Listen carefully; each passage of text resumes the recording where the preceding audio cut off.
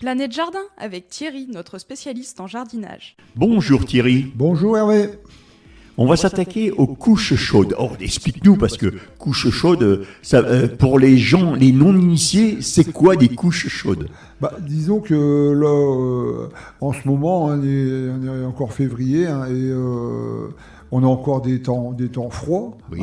On ne sait pas ce qui peut encore arriver, bien sûr, en plus. On a eu des coups de gelée qui ont quand même bien descendu.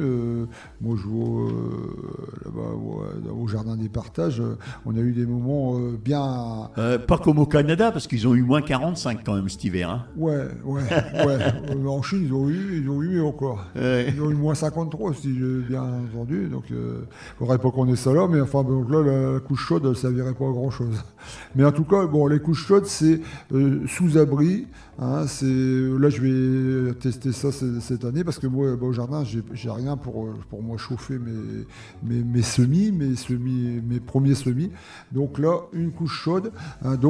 J'ai récupéré des rehauses de palettes. Oui. Tu vois, des rehauses qui se plient là. Oui. Donc ça, j'en ai mis 2. J'ai préparé le terrain, bien sûr, au sol.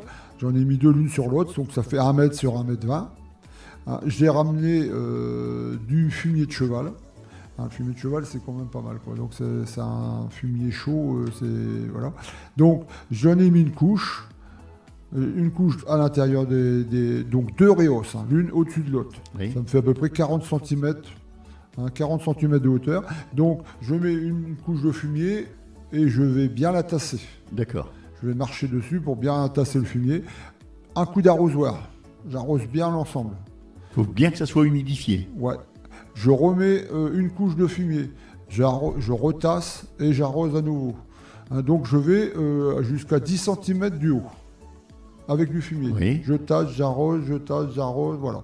Donc en gros, j'ai 30-35 cm. Enfin, de quoi je le remplis complètement, mais quand je l'ai tassé, il va rester 10 cm au-dessus. Donc ensuite, je vais mettre de la terre mélangée avec du terreau ou quelque chose de bien fin, de bien fignolé.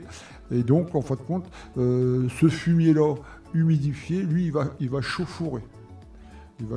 Donc il peut monter. Il y a une réaction. Ouais. Il va y avoir une réaction qui va, ça va chauffer, quoi. Ouais. Donc au départ, il peut aller jusqu'à 40, 50 degrés, peut-être plus. Bon, je n'ai jamais vraiment mesuré, mais Oui. Quand c'est tout frais, c'est vraiment très très chaud. Donc là, on peut pas semer. Ce serait trop chaud. Ça va tout griller. Ouais, ça grillerait. Donc il faut laisser plusieurs jours. Oui. Et donc il faudra avoir un thermomètre de terre. Un thermomètre qu'on pique dans le sol, qui va nous indiquer au fur et à mesure la descente, plutôt la remontée de température au départ. Oui. Et puis après, une fois qu'on va être à 20 degrés, là c'est bien. 20 degrés, c'est la température par exemple qu'il nous faut pour semer des aubergines, piments, poivrons. C'est cette température-là pour germer. D'accord, ça va commencer à servir de serre alors déjà. Voilà. À une température douce. Voilà, c'est ça va réchauffer la terre à cet endroit-là. Donc on est dans la serre tunnel. Oui. On a nos petits carrés qui vont mettre où on a mis notre fumier, notre couche chaude. Et par-dessus, en plus, en cas pour bien garder encore la chaleur, on va remettre un voile de forçage avec des anneaux. Des cerceaux là au-dessus, et comme ça on va garder encore un maximum de chaleur pour le temps de la germination.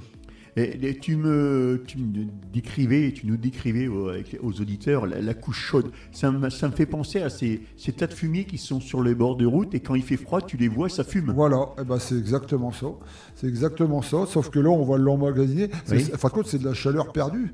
Ce que tu vois là, moi, à chaque fois quand je vois mon tas de fumée qui est dehors et puis qui fume, alors que dans ma serre, on n'a pas beaucoup de degrés en moins que de dehors. S'il y a moins 5, moins 8 ou moins 10, on a 1 ou 2 degrés en dessous dans la serre, même si c'est une serre tunnel, le froid il est là.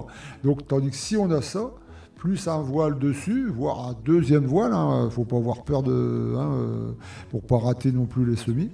Donc là, après, comme je disais, la semis, aubergine, poivron, piment, éventuellement tomates. Avec la lune, on doit être aux alentours du 25 février, ça doit être à peu près dans ces eaux-là. Et donc, si on travaille avec la lune, bien sûr. Mais en tout cas, c'est possible de faire ça, dans la serre, dans la couche chaude. Et ensuite, on peut aussi semer sous abri, donc là, à côté de la couche chaude, directement au sol, mais dans la serre, bien sûr. C'est aussi le moment de tenter les choux, carottes, navets, radis. Donc ça, c'est possible. Hein. Donc déjà, on aura la couche chaude qui amènera un tout petit peu en extérieur de chaleur. Donc ça devrait aller, quoi. En sachant que là, on a eu quand même des moins 6, moins 7.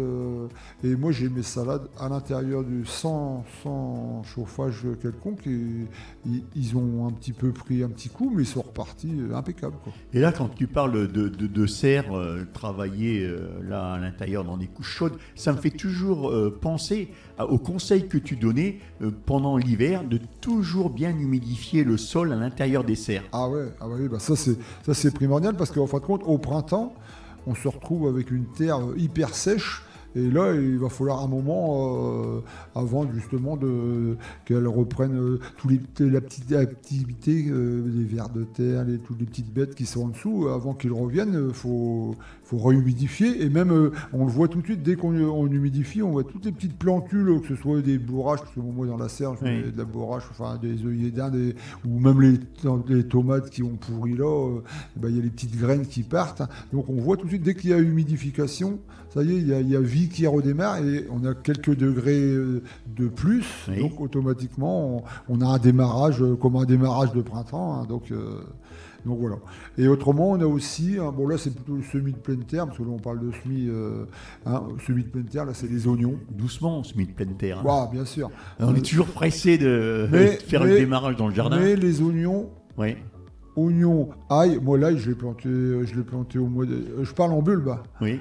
L'ail je l'ai planté au mois de décembre. D'accord. Donc là il fait déjà 10 cm de haut. Donc oignons, échalotes, les pois, donc ça on peut tenter, quoi. En sachant que les pois, on peut aussi les faire, moi j'en avais déjà parlé d'autres fois, mais on peut les faire en godet. Parce que les pois, la problématique avec les pois, moi je vois là-bas au jardin, c'est les pigeons. C'est bon, un pigeon, petit pois. Un pigeon avec des petits pois, c'est bon. Mais là, eux, ils aiment bien aussi les petits pois. Ouais. Donc, dès que ça pousse, tac, ça y est, c'est avalé. Donc, c'est bien de les faire en godet, en serre, dans le tunnel. Donc là, en mettant un poké c'est 4-5 petits pois, par exemple, dans un petit pot. Et là, on va avoir dès qu'ils vont faire de 7, 8, 10 cm, là, on peut aller les repiquer en extérieur. Et là, on a déjà une ligne toute démarrée, nickel. Donc là, il y a juste à mettre un petit filet dessus. Et là, on a bien Tu fais travaillé. des pois à rame ? Oui, on peut faire des pois à rame. Des fois, j'en fais aussi. Mais moi, en extérieur, avec mes pigeons, là, je suis vraiment... j'ai un petit bosquet derrière, des centaines de pigeons. Donc, ils ont vite compris. Hein. Ils les voient de loin, les petits pois, je pense. Thierry, tu peux donner le conseil du jour ? Oui, donc là, le conseil du jour, c'est un petit peu en prévision de la semaine prochaine. C'est pour l'entretien de tous nos arbres fruitiers. Déjà de préparer... le matériel. Oui, le matériel, bec de perroquet, sécateur, bien les passer à l'alcool. Pour bien les désaffecter. Ouais. Il faut vraiment y penser parce que d'un arbre à l'autre, on a vite fait d'envoyer... D'emporter une maladie sur l'autre. Oui, ça, il n'y a aucun problème. Donc, c'est important de le faire et il faudra même le faire pendant les tailles parce que toujours... D'un arbre à l'autre, nettoyer et désaffecter. Même d'une branche à une autre branche, il suffit qu'il y ait un chancre d'un côté, on le renvoie de l'autre côté de l'arbre et ça n'en finit plus, quoi. Donc voilà. Et de revérifier aussi le graissage, le serrage de l'outil, quoi. Ouais, je ne vais pas dire graissage du poignet parce qu'au bout d'un moment on le sent aussi, mais c'est vrai que c'est important. Les outils, ça doit fonctionner impeccable. Thierry, avant de fermer cette chronique, tu peux me dire où est-ce que l'on peut te rencontrer au Jardin des Partages ?